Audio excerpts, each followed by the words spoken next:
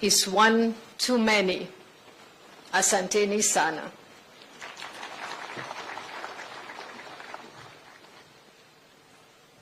Thank you, Your Excellency. Now time to shift gears. I invite on stage now the host governor of Nairobi, Governor Sakaja, to speak on his own behalf and on behalf of COG, and thereafter invite on stage the CS Transport, Kipchumba Murkomen. Karibu, Your Excellency.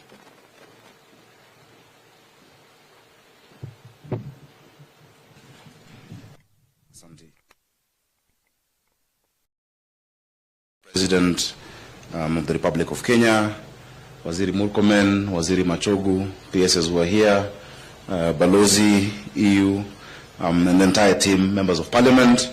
I'll speak on my behalf. I don't have authority from the chair of COG to speak on behalf of the COG, but I'm sure our remarks represent what we feel as governors. Traffic management is indeed a shared function that also the counties have a role on. I'm delighted, Your Excellency, to see very many leaders coming together from government, from the private sector, from our development partners, from research and academia, gathered here today to launch this absolutely vital plan. I'm very pleased, Your Excellency, that you will lead the inauguration of the new road safety strategy. On my part, it's a pleasure to host all of you in Nairobi and to welcome you most warmly. I think we all have an idea of the magnitude of the problem that we're facing.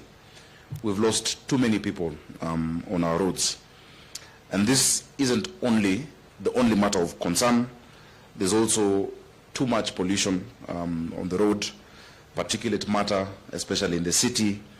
Children are coughing, going to school. And due to these respiratory illnesses, it actually accounts for 20% of the disease load, Your Excellency, as per the 2023 economic survey done by the Ministry of Planning. I will say again, as I've said before, Your Excellency, behind these numbers are cold, real tragedies, Your Excellency. Everyone who's passed on in 2023 or 2022 was somebody's child. They were loved. They had something to look forward to doing in life. Those dreams are gone. Those families are left with memories. Those families are left with grief. Those families are left with bills to pay. Many of those that we've lost, Your Excellency, also have been young people. If I remember right, a clear majority were below the age of 40. They had productive years ahead of them, and we've lost that as a country. We leaders have an opportunity to change all of this. Our generation of leaders, Your Excellency, can be one that finally solves this traffic, transport, and pollution problem. Your Excellency, I'm very pleased by the work that the Minister, our Cabinet Secretary, Kipchumba Murkomen, has been doing together with NTSA, George Njau, and the board, Manoj. They've been doing a good job. We need to radically look at our laws, sir. The Traffic Act that we have was first passed on the 11th of November 1953, Your Excellency, and commencement date was 1st January 1954. It still has some relics of the history of this city. I'll give you an example. There are only 3 people who can stop a car, according to the Traffic Act, Section 52. Police officer, an ambulance, and a Maasai herding cattle. It still provides for them, if you look at Section 52. So I know people have been complaining about the herders. Nairobi was owned by Maasai, so they actually have authority legally to be herding their cows and to stop traffic. I don't know if we need to amend that because of the heritage of the city, but it tells us that there's something that needs to be looked at in our regulations. I think it must be 52(4) of that act. Your Excellency, all the rules that are required are known to all of us. Section 60 of the same law prohibits more than 1 pillion passenger on a boda. It's clear. The law is there. The police know the law. We know the law. We see 6 people on a bike, 5 people on a bicycle. One of the positions I hold that I don't like, Your Excellency, I'm the patron of a group of widows of boda riders. Widows. We formed that group in Roysambu when I was senator. And it keeps piling up. We're losing so many of our riders. They think traffic lights are a suggestion. They go anti-clockwise on a roundabout, Your Excellency. But as they do that, we watch them. The police watch them. And we wonder why these numbers are high. I don't think there's a need for much more than we already have within our legal, frameworks. The laws are clear. Let us just have the shared responsibility to do what is needed to be done. A few months ago, I think it was in February, I was meeting the Matatu, Karagasha in your team, the Matatu corridor representatives, yes, Mudeu, as I always meet them, Your Excellency. And before that meeting, I called George and asked him to give me the statistics of road accidents. He said first Nairobi is highest. But the cause is that in many of our Matatu termini, there are wines and spirit shops. The drivers and touts, as they wait, isn't it? Forward circle, my friend. As they wait, wanakunywa, and then they go and drive those vehicles. Your Excellency, I have closed 150 of those wines and spirits that are at Matatu termini, and we will not open them, Your Excellency. We can have them operate elsewhere, but I have closed them. If you go to the back streets of the CBD, if you go to country bus, you will not find them anymore. And so, ukisikia nduru, please usinipige, ni kitu mzuri nimefanya, Your Excellency, because we cannot lose lives in that manner. And many of them, Your Excellency, when you give an off license for a wines and spirit, the off license means that somebody can buy and go with it home to have their drink, and they don't want to go to a bar. What happens? They introduce one seat, then there are two bus stools, and it becomes a full-fledged bar, and we've had too many of those. So we've closed them down, Your Excellency, to make sure that we have road safety in our county. We're working with the NTSA to make sure that all the border riders are in circles, just in the same manner that matatus are in circles.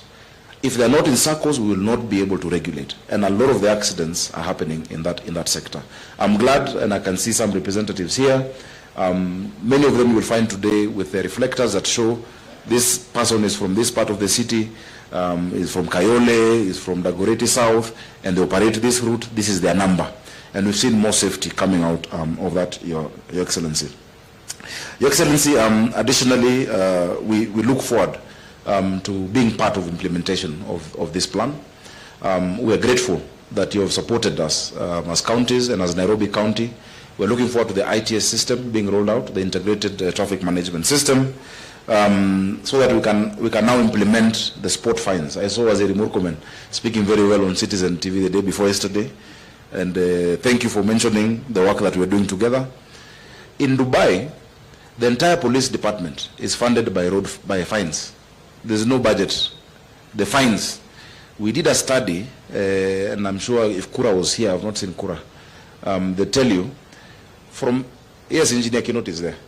Engineer Kinoti did the study with the Koreans, I think.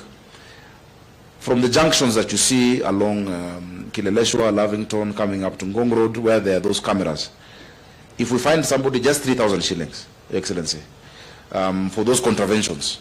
And I'm glad George has the M-Pesa number of everyone who has a number plate in this country, and we can take it directly.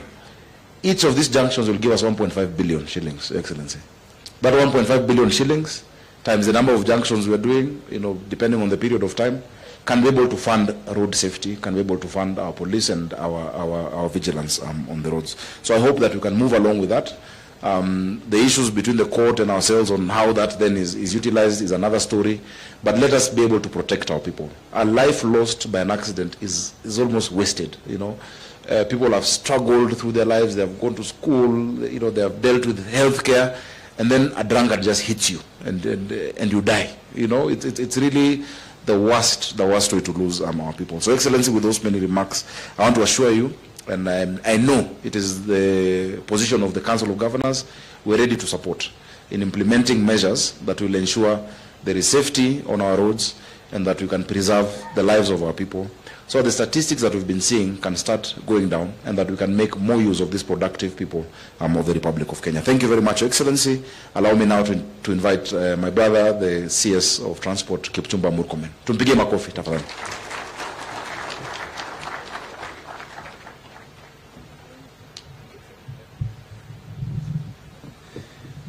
Thank you very much, Governor Sakaja, my friend. Your Excellency, President William Samoei Ruto, CGH, the President of the Republic of Kenya and Commander-in-Chief of the Kenya Defense Forces, the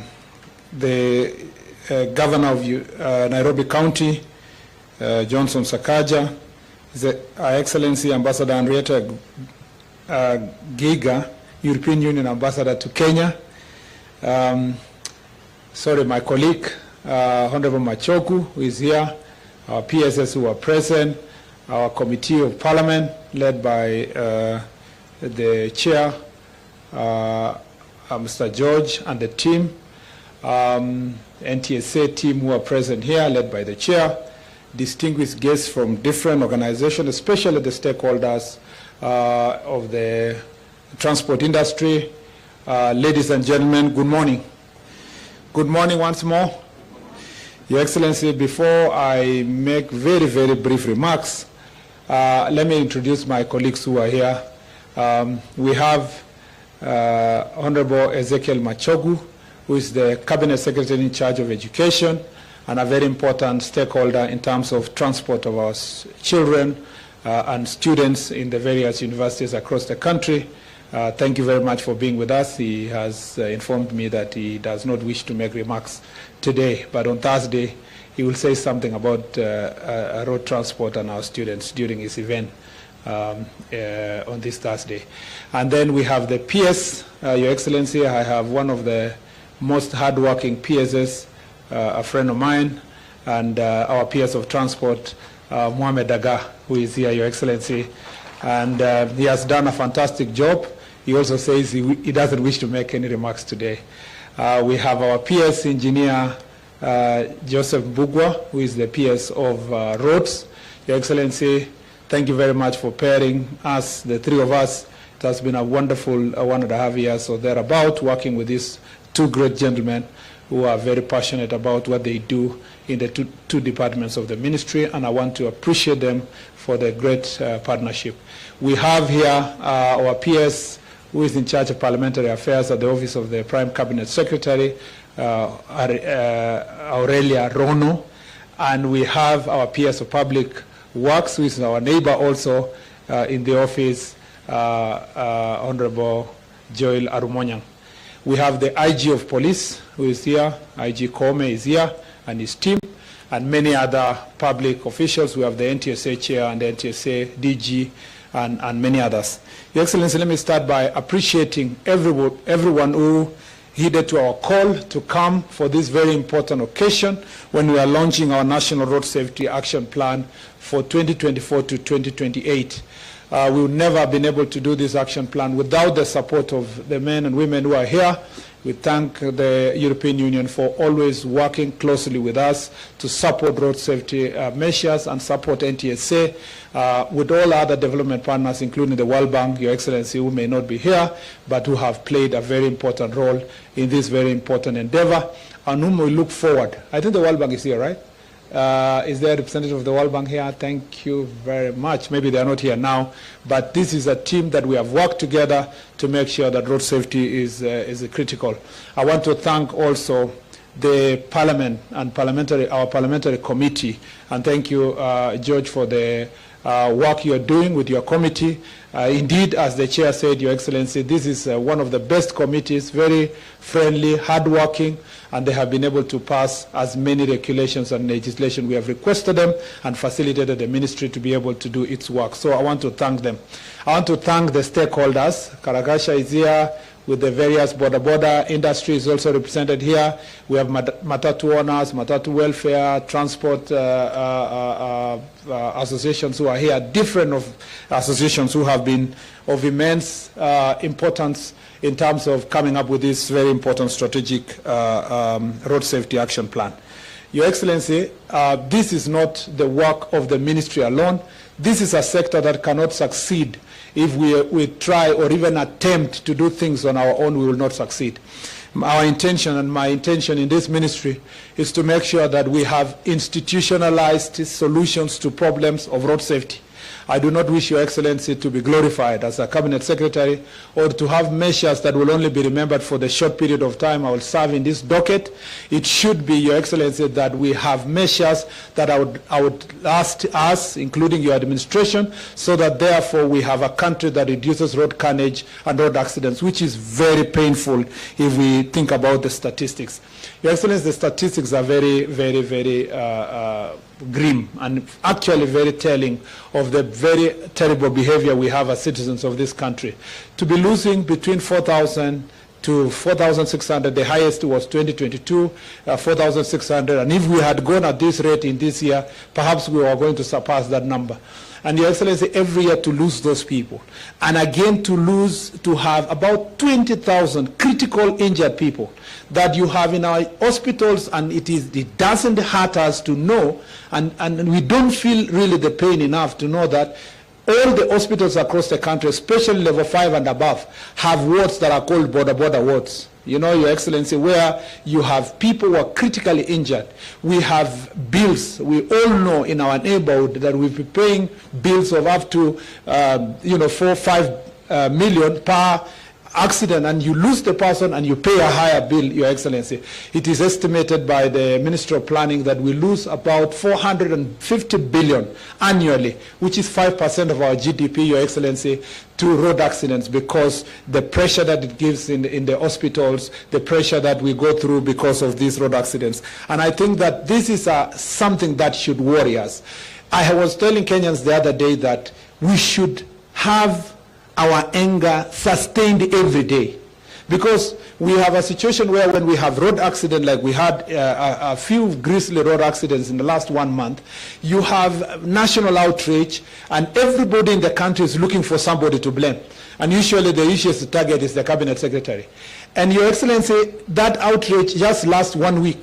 When a new agenda comes, people move to something else. If we were outraged enough and angry enough, each one of us would do something every day to make sure that our roads are safe, because the greatest causes of accidents is recklessness. The most important actor in road accidents, Your Excellency, is the driver and the rider, because that is the man or woman who has the greatest control on whether or not they are going to sort out the problem of road accident. And therefore, in this strategic plan, the driver and the rider are at the center of this strategic plan, Your Excellency. We are talking about what we do to be able to train these drivers. I agree with the chair, and thank you very much, because that comes from the sector that is extremely important, that we are training our drivers for only 2 weeks, sometimes 1 week. Your Excellency, it's even worse for border riders, for motorcycle riders. Many of them, Your Excellency, go to the nearest football pitch, or they go to the nearest wheat farm, or the nearest maize farm. They train one afternoon, and the next day they are carrying an entire family, Your Excellency, without a driving license, without, Your Excellency, being checked. This is a sector that we have said that in the strategic plan we must train our drivers well, we must train our riders, and we must hold them accountable, Your Excellency. If this area is sorted, as we have talked with Matatu owners, including BRT system, we've been talking with Sakaja, among others, we are going to double or triple the people who are going to be employed when we eventually agree to organize this sector. Your Excellency, we want to protect the driver. Most of these drivers cause accidents because of fatigue. The Matatu owners and the business people are the ones who are telling them that you don't have a salary. But if you can give me a return tonight of 1 million, whatever is on top, it is yours. If you give me a return of 400,000, whatever is on top is yours. So the driver is driving, running helter-skelter around the city, around the country, trying to meet the targets of the Matatu owner so that they can have something on top of it. Yet the law speaks to the opposite, that a driver can only work for 8 hours. These people are not in properly organized employment. They do not have NSSF, they don't have NHIF. We want to work with the owners to make sure that the drivers are organized. They can only work for 8 hours, Your Excellency, and that means, therefore, instead of one driver working for 16, 18 hours, we are able to employ 2 people to carry out the responsibility that can be done, Your Excellency, as a driver. So the driver is at the center of this conversation. The rider is at the center. We want our drivers to accept that this is a job. This is a very important job. The government of Kenya today was formed because we told the people of Kenya that dignity of work is very important, that we must respect people from bottom up, that if you are a driver, we value you. If you are a rider, we value you. In any case, His Excellency the President was elected by hanging around border riders and drivers and people who are considered lowly in society. We want you to live in dignity. But if you must live in dignity, you must also partner with us for us to help you to have a dignified life. You must also respect yourself, to love your job and to do it in the right way. You know, if you are a border rider and you respect yourself, you will have a helmet. If you are a border rider and you respect yourself, you will respect your machine. If you are a matatu driver, you will dress well, you will come to your job, you respect your machine, you respect your life, you want to live long.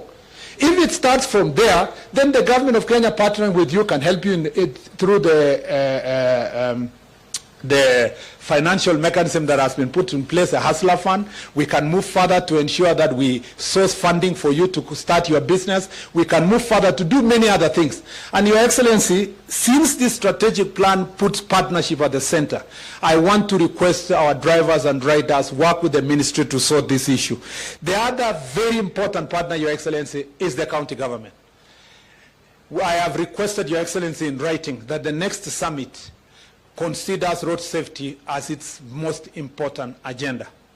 Your Excellency, we have 2.5 million motorcycles in the country. About 1.8 million are active. And these active border riders, Your Excellency, need to be organized. We will not be able to organize them at Nairobi. These are transport mechanism of last mile. And as Honorable Sakaja has said, during the next summit, Your Excellency, under your leadership, let us discuss how to empower the counties, including, Your Excellency, the resources we will raise from instant finding and other mechanisms being sent to county governments to help them do road safety. Let them define where the border riders will operate from. Let them define the registration of border riders. For Honorable Sakaja to sort security in this city, he must be able to manage border sector. And I believe, Your Excellency, in the next agenda, as part of the strategic partnership, you will help us to make sure that counties, I would have expected that this meeting, because of the greater outrage we had, you know, in the last 1 month, every county leader and at least the Council of Governors would have considered this function extremely important. Because if we are going to sort the road accidents issue, we have to deal with border. You know why, Your Excellency? The leading cause of accidents in the country is borders now. The year 2000 to 2008, it used to be the public transport vehicles and private vehicles. But today, we lose the percentage of loss that we have. 38% of the people we lose, Your Excellency, are pedestrians. 32% are border riders.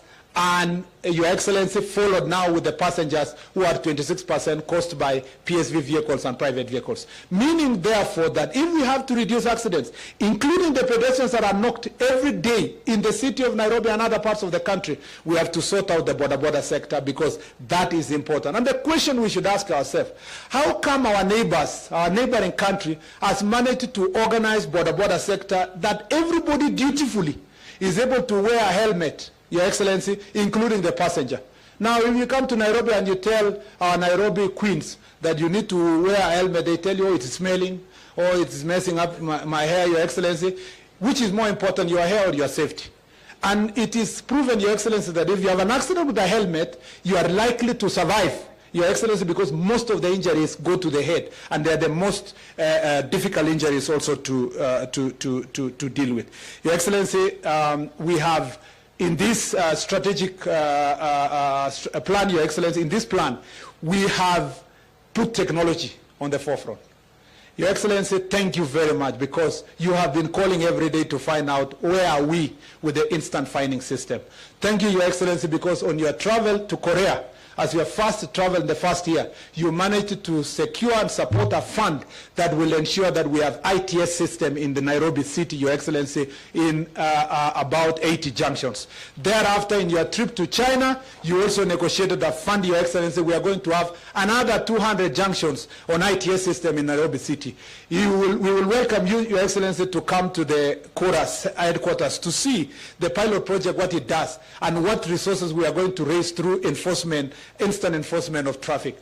We are in the tail end of negotiations and conversations with the private sector. We should be able, by the end of this year, to put in the most of the hotspots, which is actually the A8 road from Mombasa to Malaba, Your Excellency. We should be able to put speed cameras. I will be gazetting in another 1 week or so the task force that will work on the smart transport system, which will encompass the police, the judiciary, the county government, the national government departments, including NTSA, to work on the legal framework for that enforcement. And with that, Your Excellency, we hope that we will make even greater recommendations on the amendment of the Act. We are not just putting technology for enforcement, we are also putting technology not just for the roads, Your Excellency, but vehicular telematics. Vehicular telematics, you saw it, Your Excellency, in the demo here. And it's already being used by transport companies, by PSV companies.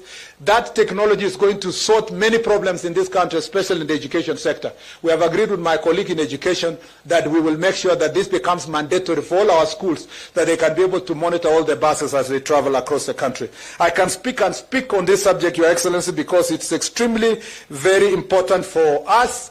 I gave a directive the other day that we need to move the markets from the roads. Your Excellency, this is a bottom-up government. You have prioritized markets across the country.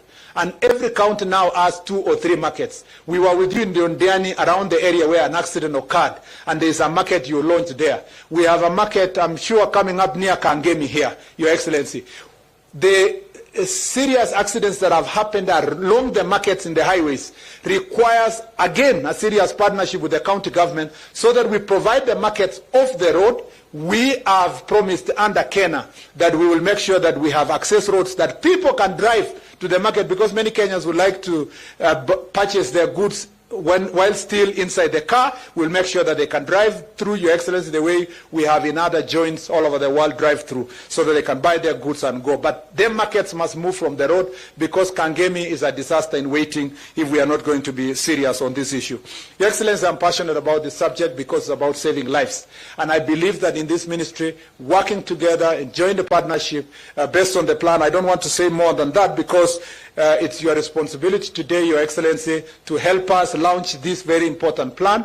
We will come back to you, Your Excellency, again, as I said, under the summit. And then thereafter, we will have this plan, hopes that we now have a comprehensive policy on road safety that we are going to develop and bring to the Cabinet, Your Excellency, so that for the first time since 1963, this country will have the first comprehensive policy on road safety that mandates everybody. Road design now are being done independent of road safety. So we want now to do road designs integrating road safety, road markings, road designs providing for non-motorized transport.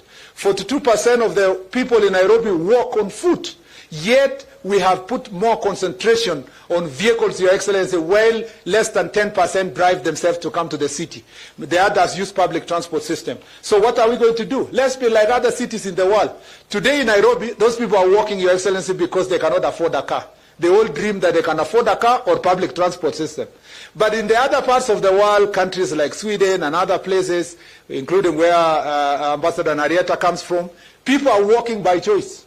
They prefer going to work despite having cars, despite all these kind of things. Your Excellency, again, we are going to make sure that this policy is going to have all these integrated together in a national policy.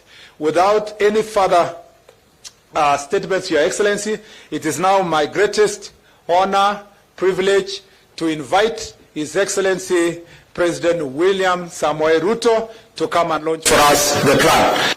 Let's put our His Excellency the President. Thank you very much.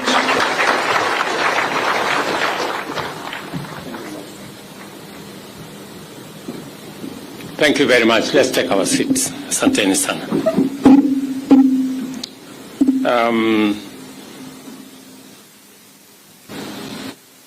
have been listening very carefully to all the statements that have been made, especially the very passionate statement made by Cabinet Secretary about this very important subject. And it speaks to the gravity of what we have to deal with, especially in the context of the losses to families, to the country, on what happens in our roads. Transport systems play an indispensable role in economies, serving as critical networks for economic vibrancy, productivity, and competitiveness.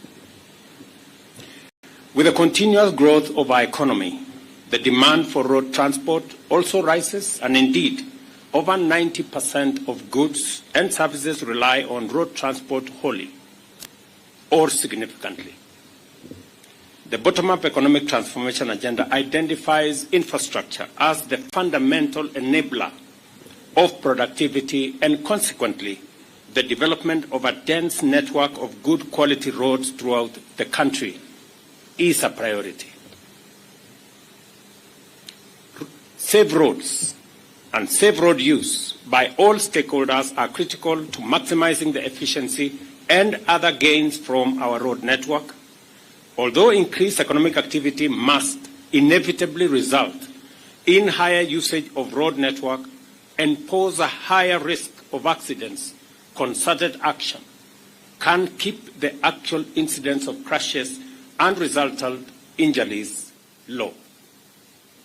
We have witnessed a higher frequency of road crashes in many parts of our country, and especially in our road network, leading to fatalities and serious injuries, besides other forms of loss and damage. The factors driving this concerning rise in these incidences are many, and often involve a combination of low road capacity, poor maintenance of both roads and vehicles, low enforcement of traffic rules, and reckless behavior by motorists, passengers, and pedestrians. Abuse of drugs and alcohol, unqualified drivers, low awareness of traffic rules, and lack of consideration for others all contribute to high-risk road behaviors which endanger perpetrators as well as innocent road users. There has been an appreciable increase in investment in the development of our road network, both in terms of coverage and quality. Even as we continue to extend the reach of our roads, we recognize the urgent need to take efficient action to radically enhance road safety and drastically reduce the frequency of road crashes, fatalities, and injuries. To succeed, such action cannot be unilateral. Rather, road safety must be understood to be the outcome of consistent collaboration between various actors in the public and private sector, civil society organizations, the media, development partners who are present here, actors in the whole of this space, and I have been privileged to listen to many people who have very positive contributions to make to tame this menace. In the public sector, our justice, law, and order agencies must coordinate the sustained, robust law enforcement by ensuring that offenders are detected, apprehended, prosecuted, punished swiftly and transparently. Corruption is an enabler of impunity and a significant contributor to road carnage.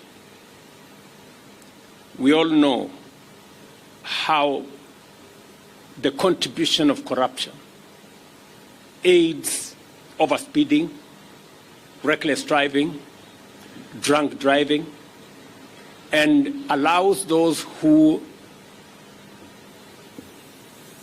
commit these crimes to escape because they can bribe their way through our system. Road users, especially the private sector transport operators, as well as the motoring community, also have a duty to comply with the Traffic Act and every road safety requirement without seeking shortcuts. Evading inspection, neglecting motor vehicle safety maintenance, reckless behavior on the road, and paying bribes to avoid accountability are serious forms of contributory misconduct which must be dealt with. The media and civil society also have a role to complement public and private sector efforts to provide training, education, and awareness with regard to responsible road behavior and promoting a safety culture based on consideration for the convenience and welfare of other people.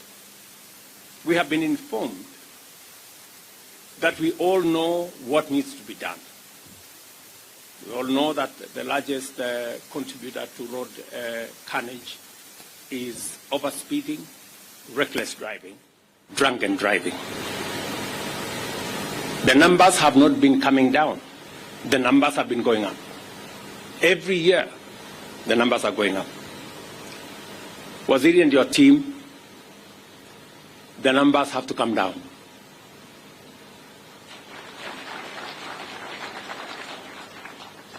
And the template on how the numbers should come down is known. It's practiced elsewhere. Impunity is keeping us from doing the right thing. Governor Sakaja has said that he has closed pubs and places where alcohol is sold at termini. I mean, there cannot be greater impunity than licensing alcohol to be sold at termini when we know that the people at the termini are drivers. But it's continuing. It's happening just before our eyes. And I want to promise you, Governor, as I have said before, you will never get a telephone call from me to tell you to do the popular thing. I will not do it. I will always call you to tell you to do the right thing. It may not be popular, but as long as it's the right thing, do it.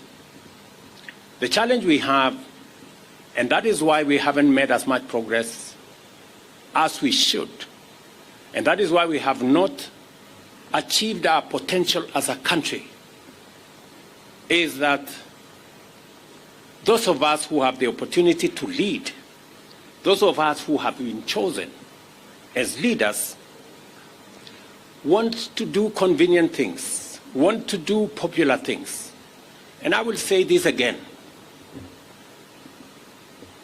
As leaders, we are elected to lead,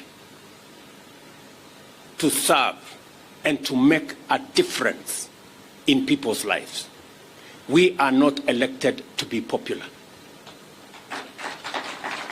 If you want to continuously to be popular, don't be a leader. Be something else. There is an opportunity for you to be popular all the time, for people to clap to you to clap for you all the time. Be a comedian. That way, you don't have to struggle. People will continuously clap for you. People will continue to laugh at what you're saying, and people will continue. You will continue to be popular. But those of us who have an opportunity to lead, let us do the right thing. It may not necessarily be popular, but the right thing will get us to the right place. And we will never go wrong by doing the right thing. And therefore, as we launch this program and this action and this strategy, we must be focused on results. We must be focused on results. And the results will be the numbers to come down. The target, as was said by the chair, is to cut down by 50%. I will be looking out for the 50%. Everything in between, you have my support, you have the support of this administration to do it. But the people of Kenya will be focused on results. I too will be focused on results. And as Waziri has said, we have negotiated with friends. I want to thank many friends who support us in development of our infrastructure.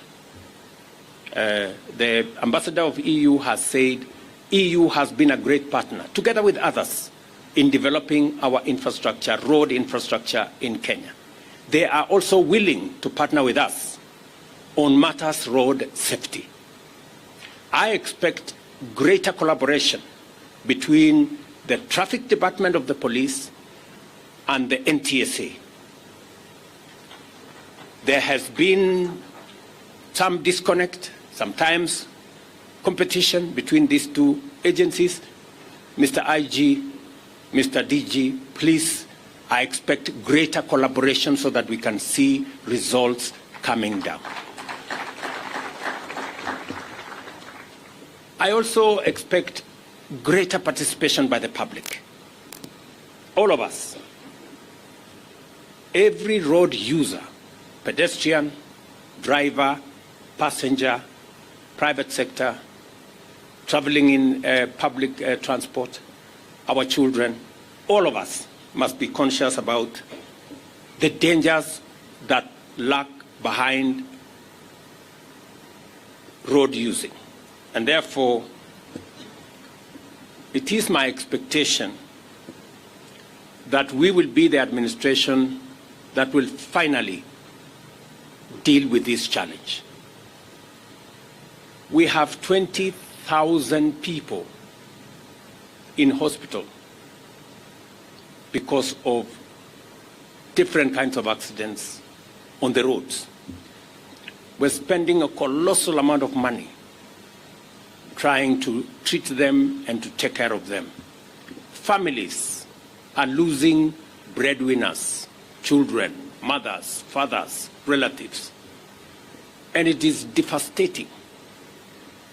And therefore, the collaboration that is required, and I am very happy that we have members of parliament here.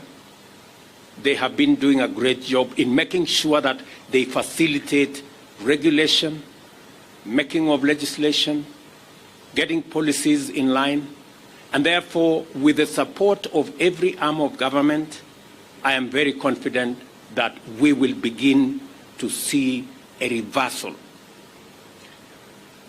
I am looking forward, before the end of this year, that majority of our junctions, majority of our blind spots, majority of the areas that bring danger to road users will be on camera. We have discussed, we have talked about instant fines for a very long time. Waziri, please, instant fines, 90 days is too much time for you to wait. Let's do it so that we can get everybody behaving because they know somebody is watching them. It is therefore proper and fitting that we all demonstrate our commitment to road safety through concerted efforts, collaborations and partnerships, as well as a sustained campaign to enhance infrastructure design, intensify awareness of campaigns and civic education, strengthen law enforcement, and support in the entrenchment of a national culture of safety and responsible road behavior. The launch of the National Road Safety Action Plan is a good starting point for our coordinated multi-sectoral endeavor to improve road safety in our entire road transport system. I expect government ministries, departments, and agencies to lead this effort through a multi-agency framework to steer the implementation of this plan and ensure that public sector provides a model for road safety. We all must recognize the importance of road safety and remain mindful of the fact that reckless behavior endangers both perpetrators and innocent third parties. Consequently, we must henceforth implement a zero-tolerance approach to negligence on our roads and enforce the traffic laws and regulations to their fullest extent in order to promote safety, order, and efficiency on our road transport system. The National Police Service shall ensure that there are no exceptions from compliance, regardless of whether you operate border, heavy commercial vehicles, school transport, or any other vehicle on our roads.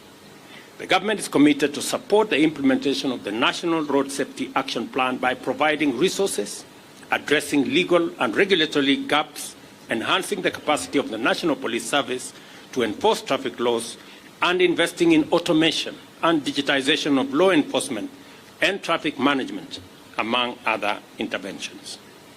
I take this opportunity to appreciate the considerable support we have received from development partners, including the World Bank, the European Union, and the African Development Bank. I also urge potential partners to come aboard and take part in this noble mission to keep our people safe on our roads. I also look forward to seeing other organizations, including institutions of higher learning, join this collaboration to strengthen the use of evidence-based strategies and conduct research into various dimensions of road safety and road use behavior. Road safety is a shared responsibility which requires the execution of an all-of-society strategy throughout the country on a sustainable basis. I urge all Kenyans to observe road safety and report violations as part of their civic duty under community policing. Do not travel in overloaded vehicles and use the earliest opportunity to make sure that you report speeding or recklessly driven vehicles. The police must collaborate with citizens and ensure that dangerously driven public service transport vehicles reimburse fares upon arrest. We are determined to transform Kenya's road transport system from sites of frequent carnage into an efficient network that drives productivity and competitiveness, because it is our intention to make sure that travelers reach their destinations and Kenyans travel safely in pursuit of opportunities to all places at all times. The collaboration that I see here from the Matatu Owners Association, those who are in the Association of Drivers, the ministry, and all actors, is a collaboration that will give us the opportunity to succeed, and not just succeed in a big way. So I look forward to 1 year from now, we will have another meeting. And in that 1 year from now, Kipchumba Murkomen, you better come and report to us that the numbers are coming down. Otherwise, you will be in a lot of trouble. The first National Safety Action Plan 2024-2028 is officially launched. Thank you very much, and God bless you. Let us all be upstanding, all of us. Your Excellency, we now request you to help us launch